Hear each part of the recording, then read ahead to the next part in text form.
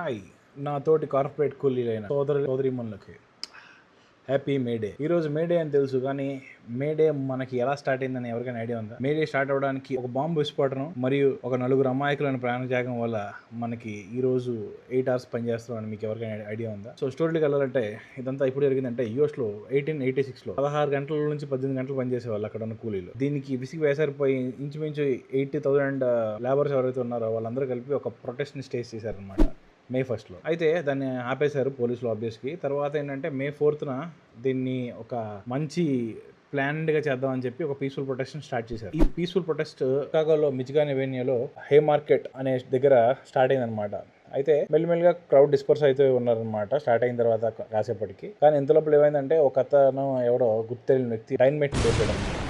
దానివల్ల అక్కడ ఒక అతను చనిపోయాడు. అండ్ అక్కడ జరిగిన ఈ అల్లకల్లోలంలో పోలీసులు వాళ్ళ మట్టుకు వాళ్ళే కాల్ చేసుకుని ఒక 7 మంది చనిపోయారు అనమాట. తర్వాత అరెస్టులు జరిగినాయి. ఒక 8 మంది అమాయకమైన వాళ్ళని అరెస్ట్ చేశారనమాట, బ్లాస్ట్కి సంబంధం లేని వాళ్ళని. అందులో 9 ఉరి తీసేశారు. మిగిలిన 9 ఒక అతను సూసైడ్ చేసుకున్నాడు. అండ్ మిగిలిన 3 సెంటెన్స్ ఆపేశారు. అయితే మెయిన్ వ్యక్తి ఎవరి మీద డౌట్ ఉందో ఆయన అయితే కంట్రీ వదిలి పారిపోయాడు. రుడాల్ఫ్ స్నోబెల్ వాడు పారిపోయాడు అనమాట. దీని ప్రతిఫలంగా ఏంటంటే మేడే అనేది ఒకటి స్టార్ట్ అయ్యి మిగిలిన వాళ్ళకి వర్క్ అవర్స్ కాస్త రెడ్యూస్ చేసి 8 hours కాస్త మార్చారు. చాలా మందికి బ్రిటిష్ రూల్ రావడం వల్ల ఇండియాలో కూడా ఇలాగే జరిగింది అనుకుంటారు, కానీ అది కాదు. 1923లో ఫస్ట్ టైం మద్రాసులో మలైపురం సింగారవేలు చిటియార్ అనే ఒక అతను, ఆయన ఒక లాయర్ అనమాట and human right activist and also freedom fighter. ఆయన ఫస్ట్ టైం మద్రాస్ బీచ్ దగ్గర వాళ్ళ కూతురు తాలకు ఒక రెడ్ శారీని జెండాలా మార్చి నినాదం ఇచ్చి మేడే కోసం ఫస్ట్ స్టార్ట్ చేశారనమాట ఇనిషియేటివ్.